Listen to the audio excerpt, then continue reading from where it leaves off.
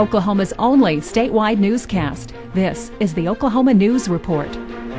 Oklahoma's 2 U.S. Senate candidates have less than 60 days to convince you to vote for them. I'm Jason Doyle, and I'll have that story moments away. And good evening, I'm George Tommy. And I'm Jerry Bonds. Thanks for joining us tonight.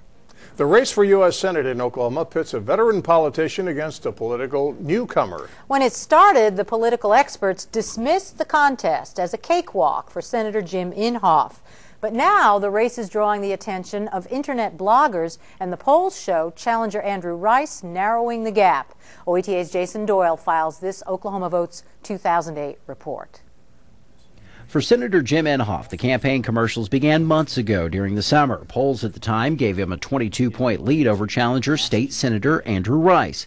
Since then, polls show the race has narrowed to single digits, and Inhofe recently pleaded with Republican convention delegates to help raise money, expecting a massive influx of cash into Rice's campaign. If the contest is indeed getting close depends on which campaign you talk with, and clear differences are apparent between the two men. Creating a more energy independence for the United States. That means drilling for oil and gas here, offshore, also alternative energies like wind, solar, geothermal, and cellulosic biomass. These are all things the Senator's been working on. Supporting our men and women in uniform and helping them have the resources they need to be successful in the war on terror.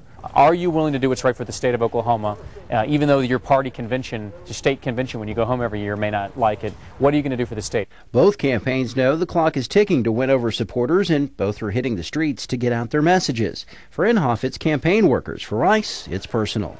We have volunteers and grassroots supporters all across the state covering events. This past weekend we covered almost 12 events, had dozens of supporters everywhere from Veneta to Claremore to Canadian County, even to folks stickering people at OU and OSU football games. So it's really about making sure we go around the state as much as we can, listening to a lot of what Oklahoma voters are concerned about.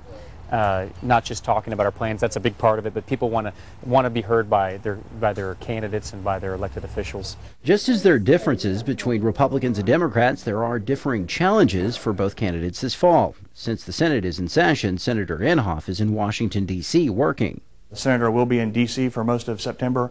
Working in the Senate, but we are having grassroots events and major fundraisers coming up. Meanwhile, State Senator Rice is pounding the pavement trying to get his name more familiar with voters. We've got phone banks every night of the week, practically, where we're calling voters. I try to get out there and just wear myself out as much as I can to meet as many people as possible for every county that I can get to. I haven't been to every county, but I've been to over 55 of them.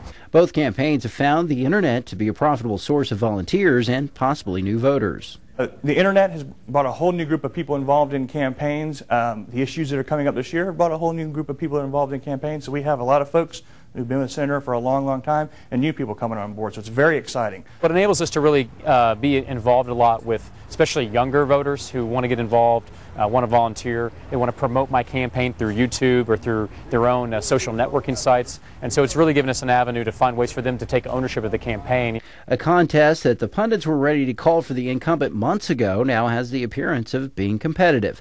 While the pundits still give the race to the political veteran, none are ready yet to count out the political newcomer. From Oklahoma City, for Oklahoma Votes 2008, I'm Jason Doyle.